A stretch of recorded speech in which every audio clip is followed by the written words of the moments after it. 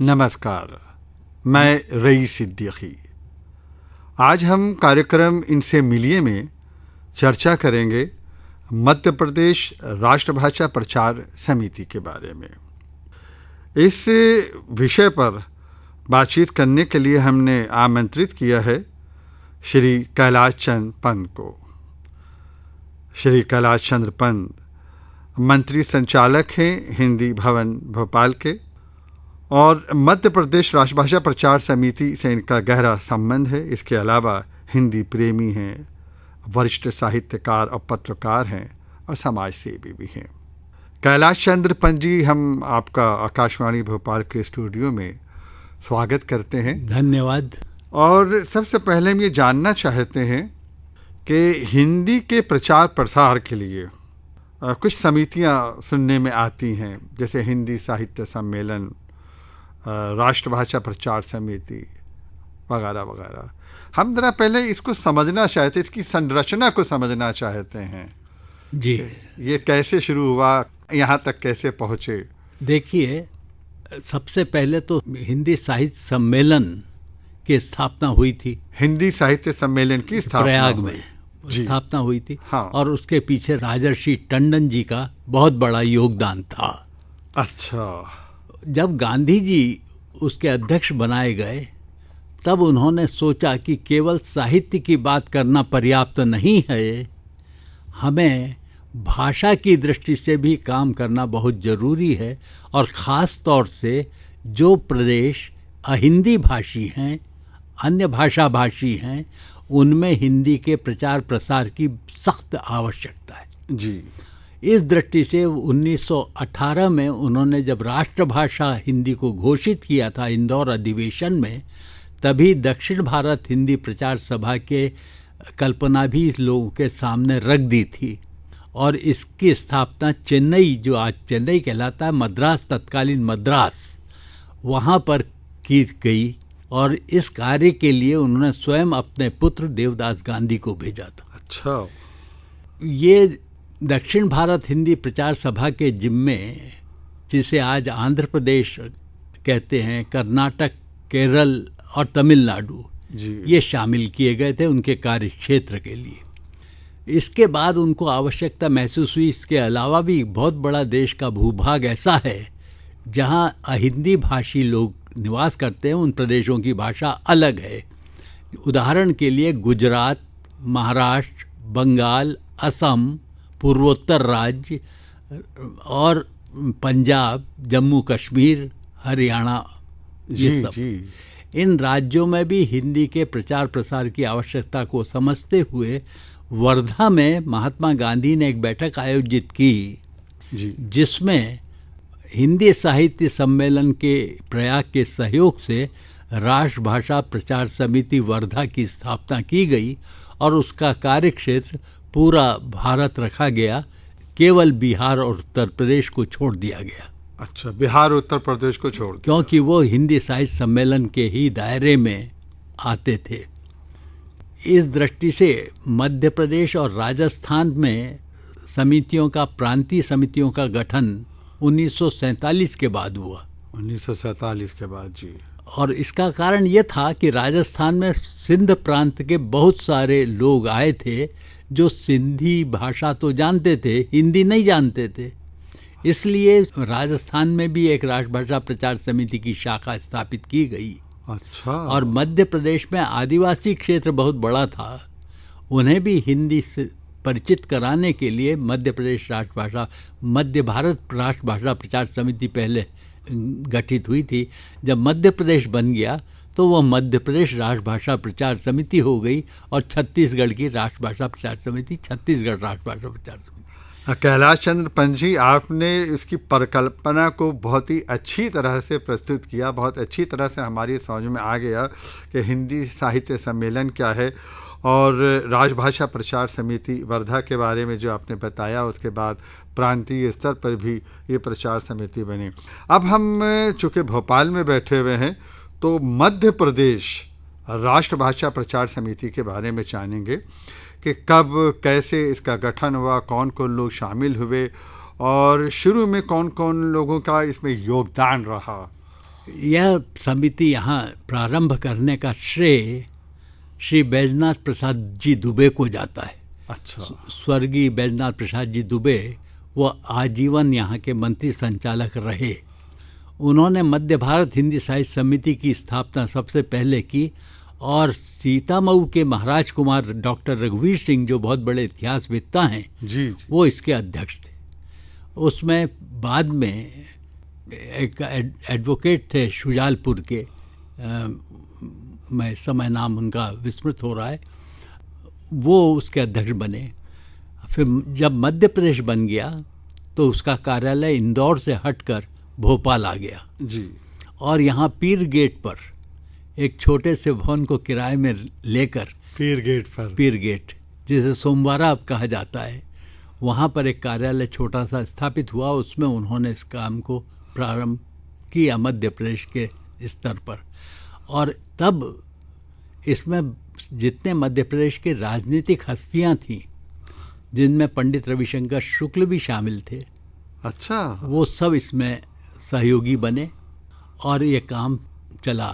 रानी पद्मावती भी इसकी अध्यक्ष रहीं, जो बाद में मंत्रिमंडल में सदस्य थी शुक्ल जी के, वो भी इसके अध्यक्ष रहीं। तनवंत सिंह जी कीर भी इसके अध्यक्ष रहे, नारायण प्रसाद शुक्ला भी इसके अध्यक्ष रहे, अर्जुन सिंह जी भी इसके अध्यक्ष रहे। अच्छा। तो इस तरह ये संस्था यहाँ पर चलती रही। तनवंत सिंह जी कीर काफ़ी समय तक इसके अध्यक्ष रहे और जब बैजनाथ प्रसाद जी दुबे का निधन हो गया तो आचार्य विनय मोहन शर्मा, डॉक्टर प्रभुदयालु अग्निहोत्री और इन सब के आग्रह से मुझे इसका मंत्री संचालक बनने का भार उठाना पड़ा। वाह जी। तब तक मैं नियमित पत्रकार के रूप में यहाँ अपना जीवन चला रहा था। अच्छा।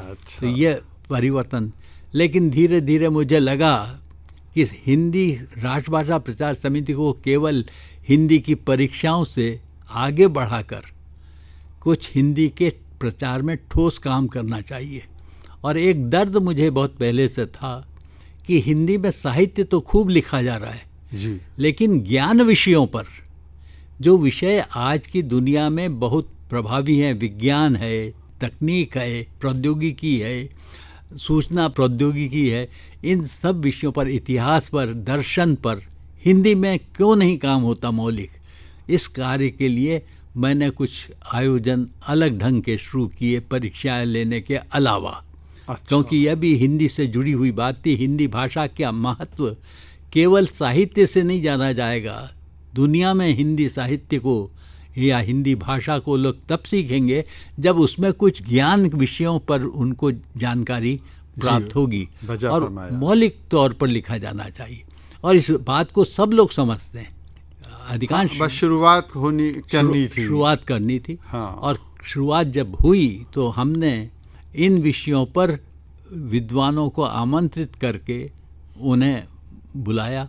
तो हमारे साथ श्री नरेश मेहता भी जुड़े थे, डॉक्टर शिवमंगल सिंह सुमन भी जुड़े थे, विनय मोहन जी तो थे ही, प्रभुदयाल जी अग्निहोत्री, डॉक्टर चंद्र प्रकाश वर्मा, ये प्रसिद्ध साहित्यकार संस्था से जुड़े रहे जी। और इन सब के सहयोग और मार्गदर्शन में हम ये कुछ काम महत्वपूर्ण कर सके। इसके कारण हमने एक पुरस्कार स्थापित किया जी। श्री नरेश मेहता के दिवंगत होने के बाद। वो अंतिम दिनों में आपको मालूम होगा कि वो भोपाल आकर बस गए थे। हाँ हाँ जी। उनका बहुत बड़ा समय तो इलाहाबाद में बीता था, लेकिन अंतिम समय में वो यहाँ थे। उनकी बड़ी इच्छा थी कि इस दिशा में कुछ ठोस काम और होना चाहिए। तो हमने हिंदी उनके नाम से एक वाङ्मय पुरस्कार प्रारंभ किया। अच्छा। जो अब 51,000 का है। राशि बढ़ा दी 21,000 से शुरू किया था, उसे बढ़ाते बढ़ाते 51,000 पर ले आए हैं। और हिंदी में जो मौलिक ज्ञान विषयों पर ग्रंथ लिखे जाएंगे उनको हम ये पुरस्कार देते हैं। इन पुरस्कारों को अब तक हम डॉक्टर गोविंद चंद्र पांडे, यशदेव शल्य दार्शनिक जी, मुकुंद लाड संगीत पर जिनका मौलिक काम है, डॉक्टर नार्लिकर, इस तरह से बड़े बड़े लोगों को आपने सम्मानित किया।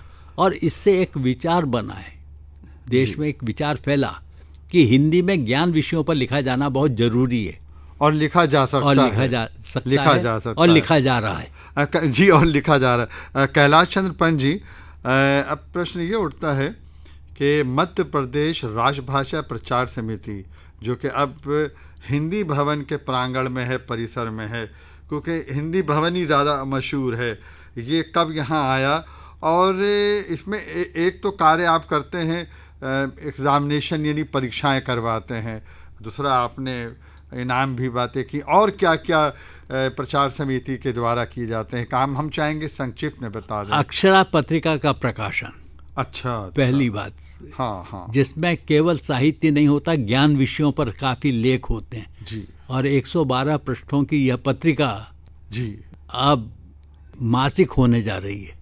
अभी तक ये द्वैमासिक थी, अच्छा अच्छा, अब जनवरी से हम मासिक तो बड़ी कर रहे हैं। प्रसन्नता, हर्ष की बात जी है। हाँ। दूसरा, हम हिंदी भवन संवाद नाम का एक बुलेटिन निकालते हैं जी।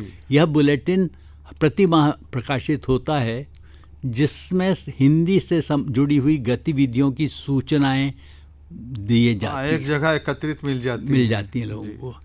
तीसरी बात, हमने अहिंदी भाषियों को हिंदी के प्रति आकर्षित करने के लिए एक सम्मान समारोह हम आयोजित करते हैं हिंदी मास के समापन पर। अच्छा। और यह आम तौर पर 2 अक्टूबर को होता है, जिसमें हम उन अहिंदी भाषी लोगों को सम्मानित करते हैं जो अन्य भाषी होते हुए भी हिंदी की सेवा में संलग्न है। जैसे मातृभाषा कुछ उनकी और होती है, लेकिन वो हिंदी के लिए कोई बड़ा काम करते होते हैं, उनको हम महामहिम राज्यपाल के द्वारा सम्मानित कराते हैं। उसी तरह हिंदी भाषी जो लेखक मध्य प्रदेश के हैं जी, लेकिन वो हिंदी में कुछ पुस्तकें लिख रहे हैं, वो पुस्तकें कहानी की हों, कविता की हों, किसी भी विधा की हों, उन्हें भी हम पुरस्कृत करते हैं। तो इस तरह के काम कुछ कर रहे हैं।